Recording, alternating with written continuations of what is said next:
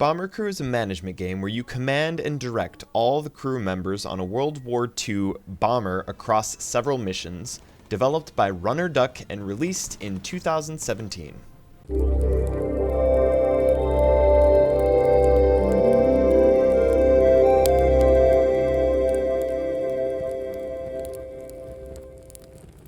The story for Bomber Crew is set during World War II. You know, the most popular war in history, judging from movies and video games. The war was so popular they made a sequel. Okay, maybe it's a bit of a dark joke for such an awful war, but with how much media representation this war in particular has had, it's hard for me not to become cynical about publication and representation over the years. But I digress. There are several pivotal points playing where I thought there was a story in the game, but alas, the only story is the one that I tell of my unfortunate crews. To name a few of my favorite named bombers, please let us pause a moment in memory of the following crews. The HRMS Crash. The beloved, "We're going down!" The, "Please don't shoot me." The Swiss Cheese, and the Expendables. Naturally, I must also highlight my favorite name I ever came up with, the Holy Guacamole.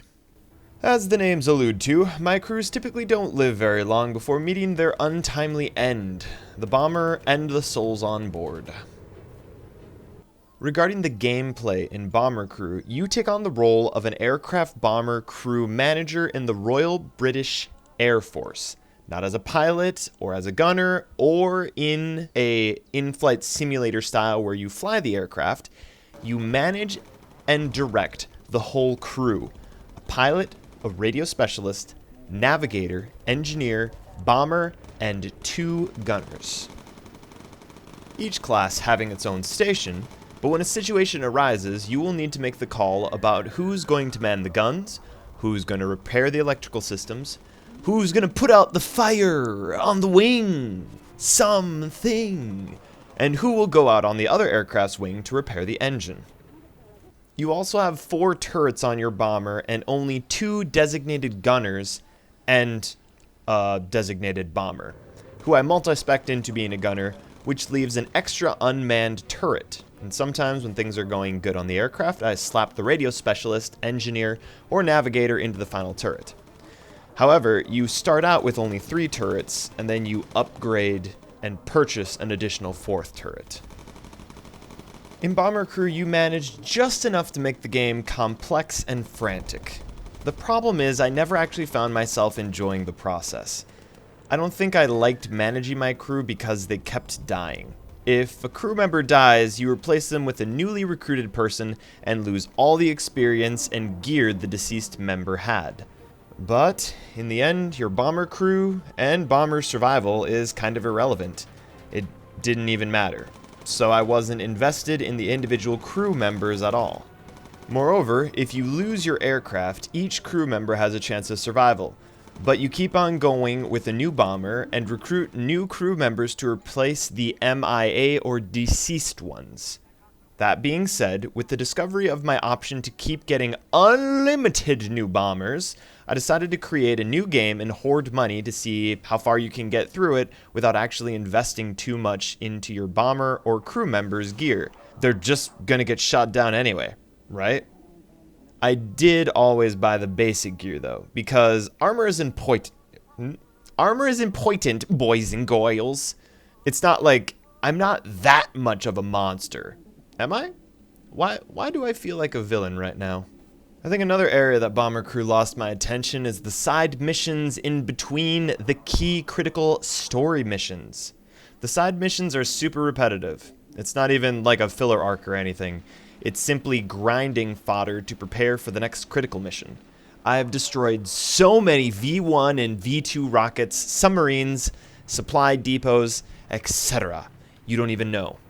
I'm glad to have the option to grind out missions as long as I want to gear up before a critical mission chapter, but I've been shot down on both easy and hard missions. The indicator that helped me most to see if a mission was difficult was if it was quick or long. longer missions left more time to run out of fuel, get shot down, or have everything on my bomber break because I'm flying a piece of junk and I refuse to invest in quality upgrades because my bomber is just going to get shot down anyway. Do you see the vicious cycle going on here? An additional note worthy of the gameplay is you're managing targets. So while you're telling Bernard over there to fix that stupid light fixture, Timmy won't shoot at the enemy plane unless you mark the enemy plane as a target. So yeah, you're doing a bit of juggling with targeting, telling the gunner exactly when to drop the bomb, repairs, special maneuvers, special abilities, as your crew members level up, if they live long enough to level up, and I'm sure I'm forgetting more stuff too. In conclusion, Bomber Crew is fine.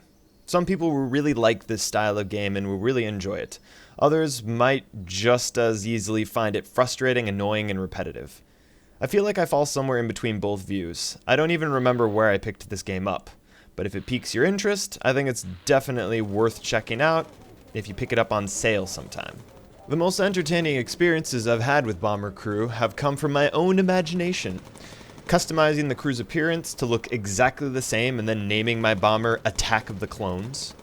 Then putting them into the same winter sweaters and using a gift wrap skin for my aircraft and renaming my aircraft Gift of the Clones. Or that time that I needed to land with only true crew members for an achievement and I put everyone on the wings and commanded the pilot to do various aerial stunts to shake them off. Yes, I'm probably going to hell. Maybe I am the villain. Anyway, there's enough here to entertain yourself for a bit. But, once again, my name is Atratzu. Hopefully this video was helpful. Thank you for watching. See you next time.